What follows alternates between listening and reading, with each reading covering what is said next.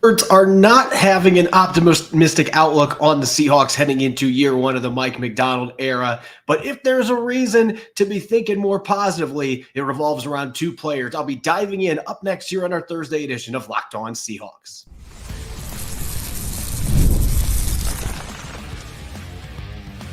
You are Locked On Seahawks, your daily Seattle Seahawks podcast, part of the Locked On Podcast Network, your team every day. Greetings, 12. This is Corbin Smith, the host of the Locked On Seahawks podcast, your daily Seahawks podcast, part of the Locked On Podcast Network, your team every day. As always, a special thanks to all the 12s out there. Thank you for making Locked On Seahawks your first listen 5 days a week. We greatly appreciate it, whether you're tuning in from nearby Beaverton, Oregon, and over in Amsterdam. We greatly appreciate each and every one of you that take the time to dedicate your support to our podcast. On our Thursday show, jam-packed episode coming your way, courtesy of our friends at Game Time, I'm going to be taking a look at two players who are the foundation for why there should be optimism around the Seahawks finding early success under new coach Mike Macdonald. Plus, we've got our weekly mailbag segment and my top 5 intriguing returning veterans to watch as OTAs unfold over the next 3 weeks. Again, this episode is brought your way by Game Time. Download the Game Time app, create an account, and use the code LOCKEDONNFL for $20 off your first purchase. Terms apply. Now for your lead story here on our Thursday edition of Locked On Seahawks. Once the 2024 NFL schedule came out on May 15th, it didn't take long for many analysts to be down on the Seahawks' chances of competing in the NFC West. And it's understandable why there's some skepticism. For one thing, there are some media members out there that look at the quarterback spot, wonder if Geno Smith can elevate his game any further than he has the last 2 years. In Ryan Grubb's offense, you got a brand new coaching staff, some significant losses, question marks at linebacker, maybe at the safety position as well, with Jamal Adams and Quandre Diggs being out, of the new pieces brought in going to be good enough for this defense to really take a big step forward. There's plenty of questions out there.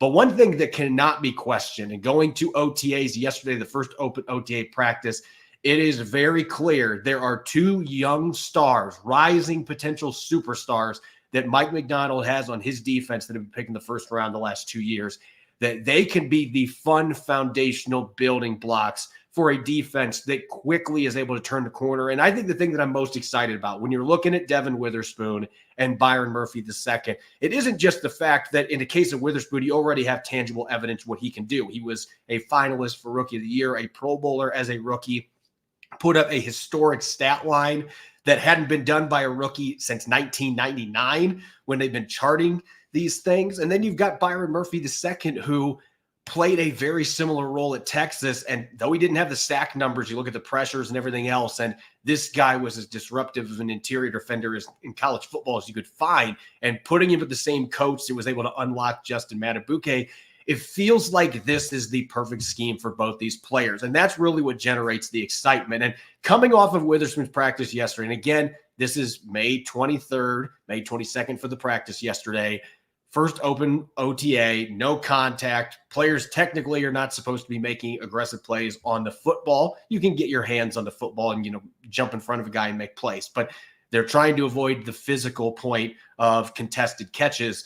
Even with all that said, Devon Witherspoon had a couple of pass breakups. He played most of his snaps, if not all of them, in the slot in yesterday's practice. And it's very evident to me when you look at how the Ravens used Kyle Hamilton and a few of their other corners. And I'm not going to sit here and say Devon Witherspoon's the same player as Kyle Hamilton. They're totally different body types.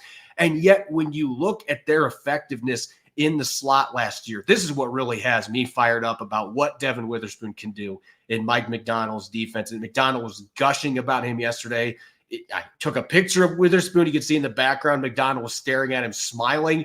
It's very evident that this is a guy that Mike Macdonald was really fired up about. And you can see why. When you look at the numbers last year, Kyle Hamilton had 37 blitz attempts, and he generated 16 pressures, 3 sacks. Devon Witherspoon had 30 pass rushing snaps, a blitzer, and he generated 10 pressures, the same number of sacks, 3. Slightly lower pressure rate, but both these guys were able to get a pressure on 33% or higher of their pass rushing opportunities. Witherspoon actually had the higher pass rush productivity for Pro Football Focus, and he had one more batted pass. So when he got back there, if he wasn't able to get to the quarterback for a sack or a hit, he got his hands up and was able to get pass deflections. Both these players were incredibly effective as blitzers for their respective teams last year. And this had to be one of the big draws for Mike Macdonald getting the Seahawks job, because Devon Witherspoon, he is that perfect fit to play that nickel position in coverage, man, zone. You can blitz him, very tough against the run. He loves to come up and hit people. I mean, the guy is an all-around stud football player. And even if he's a little light for the position, around 185 pounds, he plays so much bigger, and he's such an instinctive player. And so that's something that Kyle Hamilton brought to the equation for the Ravens, very similar for Devon Witherspoon. Both these guys have a very high football IQ, and the ceiling really is through the clouds when you're looking at Devon Witherspoon with what he did last year, and still feels like there's so much he can improve upon. I love this scheme fit, and some may wonder, why are you putting a former top 5 pick in the slot? The game has changed, and this is a position that is becoming more and more valuable by year. When you have a guy that can get sacks, that can stuff the run, that can match up against the really good slot receivers that we see in today's NFL, and also can slide outside whenever you need him to. Witherspoon is that complete package. So he is not the same player as Kyle Hamilton yet. Both of them do a lot of the same things at such a high level that it feels like that is going to be a picturesque fit in Mike Macdonald's defense. And then when you look at Byron Murphy II, unlike Witherspoon, we don't have any games to base off of in the NFL. We are projecting here. I'm projecting here. But when you watch the way this guy moves, the power that he has hitting the sleds, I can't wait to see what he does when the pads come on in training camp. You just see that elite first step. You see the quickness, the movement skills, the massive lower body. I mean, this guy looks like he was chiseled by the Greek gods. And he is an extremely productive player. Even if the sack numbers and tackle for loss numbers were not as high as some other players in college football, he was as disruptive getting in the backfield as any player in the entire FBS level a year ago. And you compare him to Justin Matabuke. Both these players played a ton of 3-tech snaps, B-gap shading for their respective teams. And a little bit of disclaimer, these stats, we are comparing college numbers for Byron Murphy to Justin Matabuke's NFL stats. So we're talking two totally different levels of the sport. But yet this is worth looking at, because Byron Murphy II put together a 16.5% pressure rate last year at Texas. Matabuke, 13.4% as an interior defender, is still excellent, but Murphy gets the edge there. Matabuke was able to turn a lot more of his pressures into sacks, but a higher pressure rate for Byron Murphy II, slightly higher pass rush productivity, again, albeit against college competition compared to the NFL, and 5% higher pass rush win rate on all of his pass rushing snaps. Both these guys, they're not the same players exactly. They're not carbon copies, and yet the things they do really well and why they are going to be solid fits in this scheme for Mike Macdonald. Both of them check off a lot of the same boxes with that really quick first step. A lot of pass rushing moves they can use in the interior. They've got power. They've got thick lower bodies, powerful bases. So there's a lot of comparables when you look at these two guys. And so it's easy to see why there's so much excitement. But if you're looking for a reason to be bullish on the Seattle Seahawks team going into 2024, being a playoff team, maybe even pushing the 49ers in the NFC West, the young nucleus, particularly these two guys on defense, if this group is going to quickly turn the corner for Mike Macdonald, those two players are going to be the anchors. It's not going to be guys. I mean, Leonard Williams is going to be key. Some of the other veterans are going to be incredibly important with how young this team is. But for this team to really make noise, they need Byron Murphy II to be an instant impact player, and Devon Witherspoon, build off what you did last year. If he can become a top 5 corner with all the different things that he's so good at, if they're able to get both these guys playing at a high level right now, early in their careers, and trend towards being superstars, that is going to be a huge feather in the cap for Mike Macdonald and company. So that's why I think there should be some optimism, because you do have, I don't know that there's a team in the league that has a better 1-2 punch of guys that have been drafted in the last 2 years that they could build their defense around.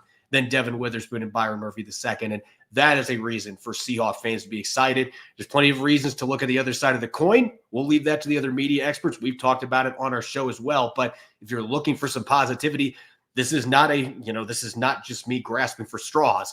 These two players as anchors for this defense just seem like perfect fits and guys that have the mentality. They've got the character to be elite NFL players. And so that's big news for the Seattle Seahawks and Mike Macdonald's defense. Up next, I'm going to be tackling your questions on our Monday mailbag that is now on Thursday. Normally we do Monday mailbag. It's going to be on Thursday. Had to switch things up a little bit this week, but I'll be tackling your questions. We'll get to those here in a moment on a Thursday edition of Locked On Seahawks.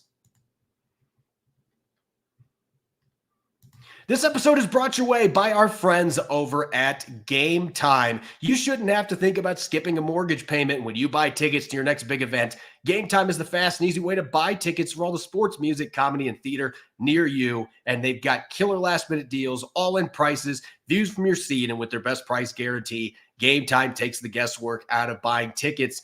Last month, my wife and I scored awesome seats in the lower bowl to watch the Avalanche and Jets in the postseason for under $150 a ticket. Colorado was able to get the 5-1 win. We had an absolute blast, and we didn't have to pay an arm and a leg to get those really nice seats in a postseason game at Ball Arena. Game Time has deals on tickets right up to the day of the event, and Game Time's guarantee means you'll always get the best price to write your own memories. If you find tickets in the same section row for less, Game Time will credit you 110% of the difference. So take the guesswork out of buying tickets with Game Time. Download a Game Time app, create an account, and use the code LOCKEDON for $20 off your first purchase. Terms apply. Again, create an account and redeem the code LOCKEDON for $20 off. Download Game Time today. Last minute tickets, lowest price, guaranteed.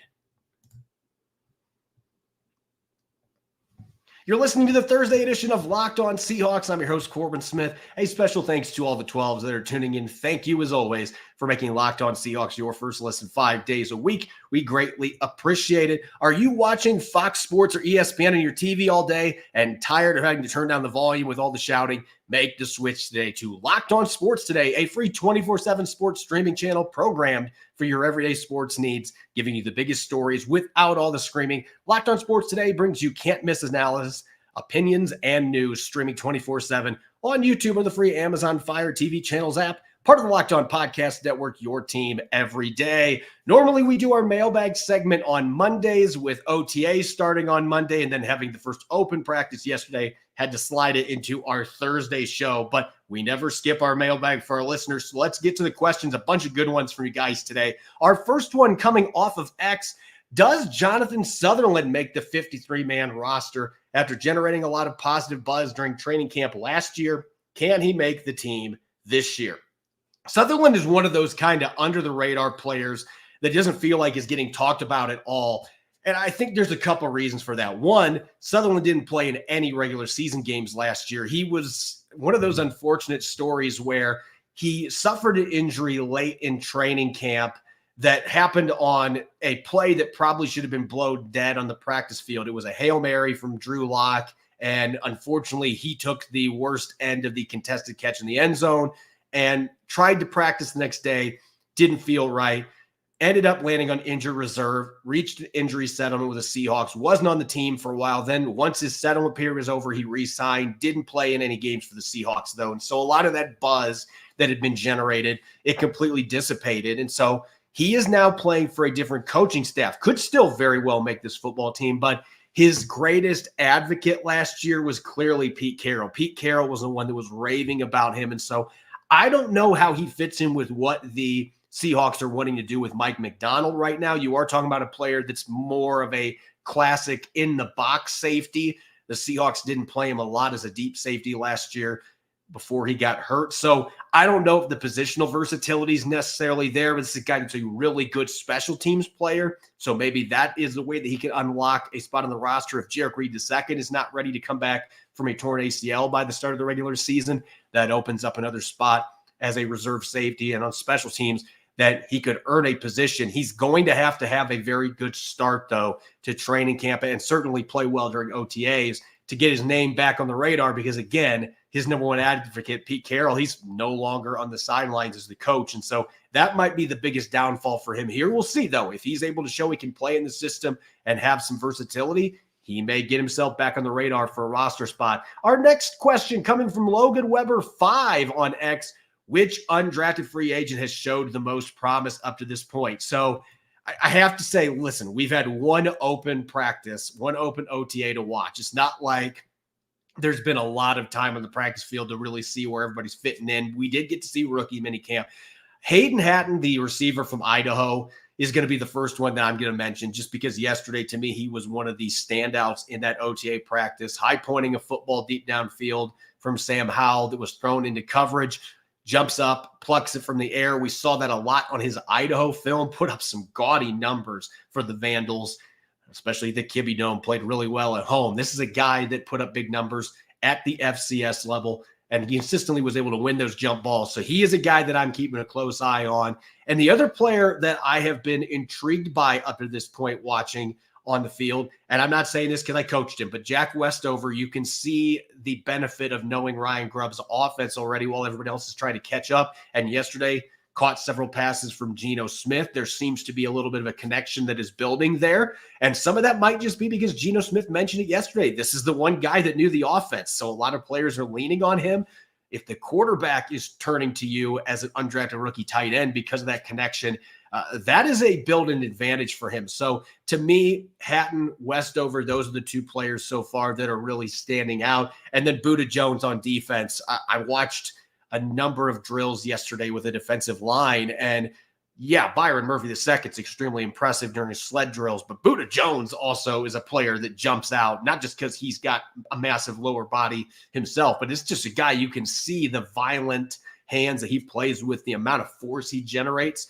And I was impressed by some things that I saw in drill work yesterday. So we'll have to wait till training camp to see where he really fits in. But those are the three names that stand out for me for the undrafted rookies so far. Our next question from True Drew Sports via X. Is Christian Haynes moving to left guard? Who is competing for the guard spots and where? Well, to this point, listen, Christian Haynes played a few snaps at left guard during rookie minicamp. At least that's what I was told. I was not at day 2 of rookie minicamp. Day 1, he played exclusively at right guard where he played all of his snaps at UConn. That's where he was yesterday. I do not envision, maybe the Seahawks will try to give him some reps over there, but I think they are going to be thrusting him into the starting competition with Anthony Bradford right away once they get Bradford back healthy, and maybe McClendon Curtis is a player that'll be in there too, but he is going to be thrust into that competition right away, I think, and I don't think they're going to want to move him over to the left side unless they're clearly convinced that Anthony Bradford's the guy. If that happens, maybe they feel like their best starting lineup is Bradford at right guard and Haynes at left guard. I'm not going to rule that out, but I think at this point, Seattle feels comfortable with keeping him at where he's comfortable, where he's played all those snaps, and letting him compete for that starting job against Bradford to maybe be a plug-and-play guy on Scott Huff's offensive line. Staying on the offensive line, coming from A Foxer 1, the ankle injury to Bradford allowed McClendon Curtis to start at right guard at OTAs. It seems the Seahawks coaching staff has Curtis higher on their depth chart than most of the media. Could Curtis be a dark horse in the battle for starting guard this year? I'm not going to put him in that category just yet. I know that he was getting the reps with the ones yesterday, and John Schneider name dropped him at the league meetings as a player to keep an eye on. And that was before they drafted Christian Haynes and brought in Satawa Lamea as well. So there's been some additions to the roster. Laken Tomlinson was signed after that point too. So it's a much different looking dynamic than it was at that stage of the offseason. And yet still, you're talking about a player that's only going to year 2 that didn't get any regular season offensive snaps last year, but the Seahawks were high enough on him that they plucked him off the Raiders practice squad after Abe Lucas and Charles Cross got hurt in week 1, and they kept him on the roster the entire rest of the season. Had a lot of healthy scratches, but this is a player that got a lot of practice reps last year, and he's got the ability to play tackle, both guard spots. And so that versatility is certainly going to help him. I'm not going to put him yet as a dark horse. Now, if we get into training camp and he's still getting snaps with the ones, then okay, let's open up the discussion here, because maybe Scott Huff is drawn to this guy's skill set. He is a big body guy that played a lot of snaps in college. If he is a player that Scott Huff becomes really high on and he is getting some of those 1 reps in training camp, then we can open up the discussion. Maybe McClendon Curtis is that wild card to watch, but I still think this is Bradford versus Christian Haynes at this point. What's with the DK to Kansas City rumors that I keep reading about? Any truth to that? What would the Chiefs even give up for him? This coming from Anthony G454 on Threads. This has been a prevailing topic this entire offseason. It just keeps popping up, whether it's been Tyler Lockett or DK Metcalf, that the Seahawks have been linked to trading these players. Listen, it's not going to happen. It wasn't something that was on their radar earlier in the offseason. They weren't looking to move any of these guys. So I think you're seeing the slowdown of content at this point. I think you're going to see some other writers for other teams that are going to be referencing Metcalf as somebody that somebody like the Chiefs should trade for. It's not going to happen, though. If Kansas City wanted to do that, they'd have to offer up their first-round pick for next year and probably some other draft assets. They don't really – I mean, maybe there's a defensive player they could try to flip, but there's a history there. Frank Clark getting traded to Kansas City, so it's not like John Schneider hasn't worked with them before. But listen, this is not happening. They're not trading DK Metcalf, so fans that are worried about that, if they were going to make that move, it's something that they would have considered much earlier in the offseason. They're definitely not going to be making it now. If teams call, I think John Schneider is going to always answer the phone, but I don't think anything is going to come of it. Number 14 is going to be out there catching passes from Geno Smith and Ryan Grubb's offense. And our last question coming from DMD Mac 187 on Threads. Which player may benefit most from Jerome Baker and Tyrell Dodson being out during OTAs right now? So this is the first thing. We don't know how long Dodson and Baker are going to be out. Baker is rehabbing from wrist surgery he had this offseason. They're probably going to play it cautious with that. I don't know that we'll see him on the field during these OTAs. Maybe he's back for mandatory minicamp next month, but they're not going to push it. And Tyrell Dodson, he was out there on the field in uniform yesterday, just did not participate in drills. So maybe he is dealing with a hamstring or some other type of injury like that where he's day-to-day and could be back at practice. So we don't know what the timeline looks like for those two guys. But as long as they are out, Patrick O'Connell and John Radigan, they got the reps of the ones yesterday. Again, it's an experience thing that we saw at the O-line as well. I don't know that Patrick O'Connell's really got a chance to play for snaps on defense. I don't know if John Radigan does at this point, but those are the returning veterans that at least have 1 year of NFL practices under their belt. So that's why Tyrese Knight is playing with the twos. But Knight is still the player that is going to benefit the most from this if either one of those veterans are out for an extended period of time. That is the player Seattle wants to groom to be a starter. That's why they picked him in the 4th round. That's why Mike Macdonald is so high on this kid. You look at the numbers he put up, very raw game. But these are the practices where mental game-wise, you can get this kid's mental game caught up with the tackling ability, the aggressiveness, the playmaking ability they clearly put on display both at UTEP and the Senior Bowl. So that is the player to watch, number 48. Got a good look at him yesterday. I'm encouraged from what I've seen early, but it's tough to evaluate linebackers until the pads come on, particularly defending the run. So I want to see where we go from there. But he's the guy that I think is going to get the most reps here. And I wouldn't be shocked if at some point, if one or both of those veterans, Baker and Dodson, are still out, that Knight starts to get a little bit of an opportunity to play with that perceived first-team defense. Up next, OTAs are now underway. We've got 8 more practices to go. I believe 2 more of them are going to be open to media. I'm going to be diving into the 5 veterans after watching yesterday's practice that I'm now most intrigued to watch here over the next 3 weeks in OTAs leading up to mandatory minicamp. Don't go away. You are listening to the Thursday edition of Locked On Seahawks. This episode is brought your way by our friends at Yahoo Finance. Let's get straight to the point. You want to grow your portfolio to deal with the rising cost of inflation, to pay off your debt or your mortgage. Pretty much anything standing in your way with financial freedom, right? With Yahoo Finance, you can get access to the news, data, and tools that you need in order to help reach that financial freedom. For more than 25 years, Yahoo Finance has been the brand behind every great investor. And whether you're a seasoned investor or looking for that extra guidance, Yahoo Finance gives you all the tools and data you need in one place. They're the #1 finance destination, producing a holistic look at the financial news cycle, breaking news, original editorial perspectives, analyst ratings, independent research, customizable charts, and so much more. Secure your link for brokerage accounts with a unified view of your wealth, including 401k and other investments. A comprehensive perspective is what sets apart great investors, and it's how Yahoo Finance ensures you have the insight to look at your wealth in its entirety. For comprehensive financial news and analysis, visit the brand behind every great investor, yahoofinance.com. The number one financial destination, yahoofinance.com. That's yahoofinance.com. You're listening to the Thursday edition of Locked On Seahawks. This is your host, Corbin Smith. A special thanks, as always, to the 12s tuning in and making Locked On Seahawks your first listen 5 days a week. We greatly appreciate it. OTA is now well underway. We had our first open practice, first organized team activity yesterday for the media. The Seahawks with 8 more OTA practices left, 2 more of them, at least by my knowledge, that are going to be open to media. I could have gone through this last week, but I wanted to first get a chance to see which players were out on the field. There were quite a few veterans, with this being voluntary, that were not in attendance yesterday.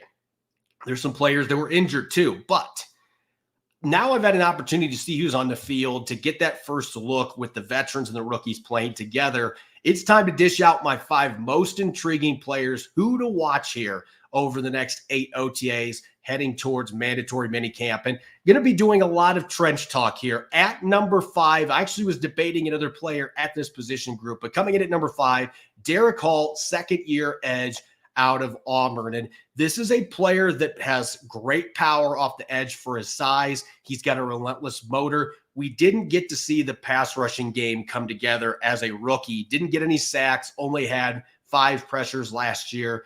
Very limited production in that regard, but he also had the fewest snaps of any of the edge rushers that played in the majority of the games for the Seahawks.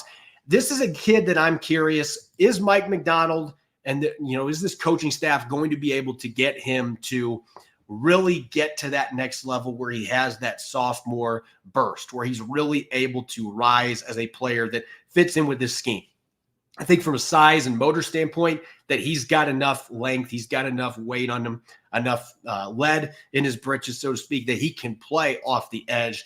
But it's really going to boil down to getting the assignments down and being able to handle the mental side of the scheme. Is he going to be able to play on both sides? There were questions about that coming out of Auburn. So this is a player that I'm going to be watching closely. He was getting quite a few reps yesterday, obviously with Darrell Taylor with that second team defense.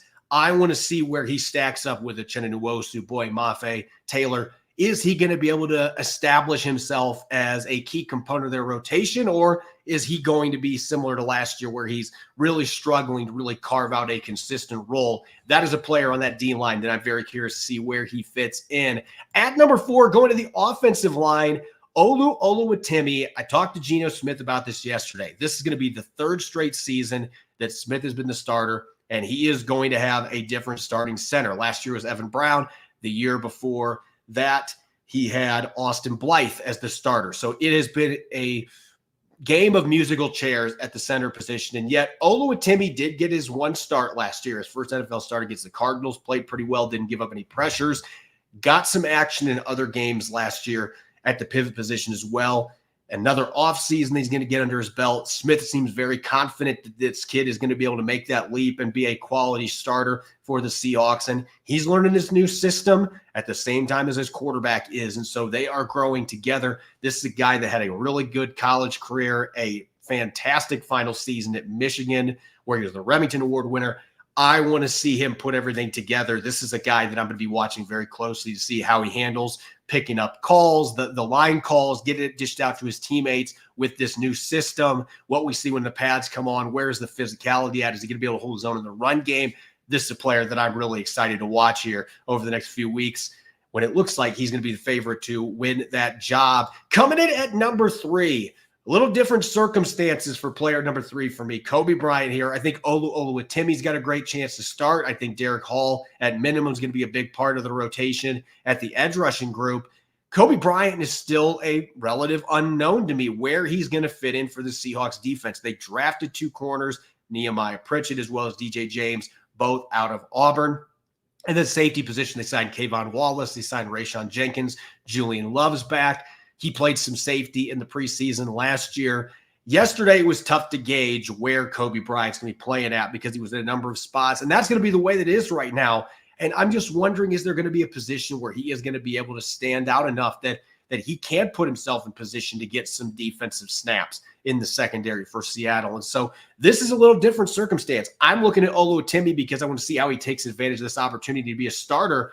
Kobe Bryant, I want to see what he's able to do with the snaps that he has right now, what Mike Macdonald and the rest of this defensive coaching staff tries to do from a game plan perspective with him. Where do they see him fitting in on this defense? He is really that X factor in the secondary, continues to be. So he's going to be a guy I'm going to be watching closely here as these OTAs unfold and into minicamp and eventually training camp that may or may not be on the hot seat. We got to see where he ends up fitting in this scheme, and maybe it's a better fit for him than Pete Carroll's scheme. Maybe the opposite. We just don't know at this point. So he's going to be a guy that I'm watching very closely, see where number 8 is getting his opportunities on the practice field. At number 2, this might surprise some of my listeners here. You know, Kenny McIntosh was a name that I considered here just because there's still a lot of unknown with Kenny McIntosh. He didn't get any offensive snaps last year because of that knee sprain that cost him the entire first half of the season. Only a handful of special team snaps. But I'm going to go with the running back that is squarely ahead of him on the depth chart. And I think Zach Charbonnet. I've had some discussions with some people about this. When you look at Ryan Grubb's offense and some of the backs that have had really good success in the run game in his offense, last year it was Dylan Johnson, for example.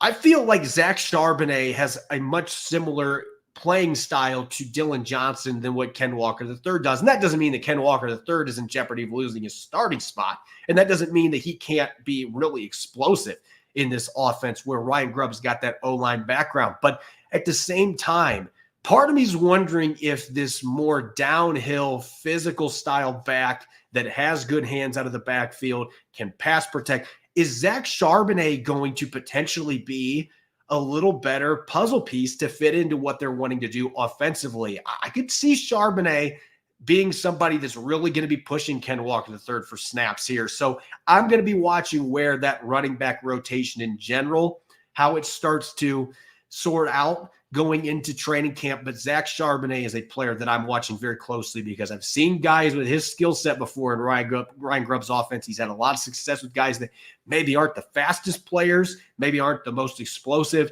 but they're physical, have great vision, run well between the tackles, are decisive running. Zach Charbonnet checks those boxes off. So he is a player that might benefit a lot from this offense, this new scheme with Ryan Grubb coming to Seattle. And my number 1, the most intriguing player here in OTAs, an established veteran, that is Noah Fant.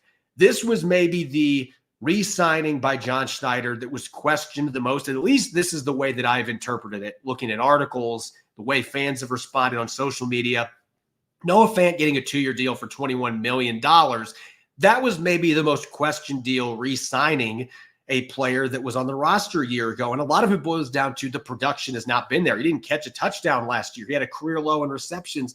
I've mentioned this several times this offseason. I'm not blaming him for those issues. I didn't feel like Shane Waldron did what he needed to do to really get the tight ends involved in the passing game the way that they should have, especially last year. But still, you're giving $11 million per year, $10.5 million per year to a player that had that stat line last year and never really has had that breakout year as that athletic pass-catching tight end everybody anticipated, being a former first-round pick for the Broncos. So all eyes are on him. And he also had a couple drops at practice in OTAs yesterday. So I'm going to be watching him closely just to see how Ryan Grubb tries to use him. What does it look like on the practice field as far as his utilization in the passing game, how much Geno Smith's going to be going to, and the way they're going to be deploying him formation-wise. This is a player I'm watching, and hopefully we get to see more production catching the football. He caught some passes yesterday, but you want to see more consistency. He's normally had really good hands. Could have just been an off day yesterday, but he is a player that is going to be out to prove that he earns the money that they just paid him. They're projecting that he's going to be really good in this offense. So I want to see how all that comes together in coming weeks in Ryan Grubb's offense. As always, you can follow me on X and Threads at Corbin Smith NFL. Make sure to subscribe to Locked On Seahawks on YouTube and wherever you get your podcast to make sure you don't miss a single episode. Coming up on Blue Friday, I'll be rejoined by Nick Lee. The two of us are going to have some fun with the schedule and looking towards some veteran statistics as well. We have our game day on Blue Friday. Make sure that you're listening in and enjoy the rest of your Thursday. Go Hawks.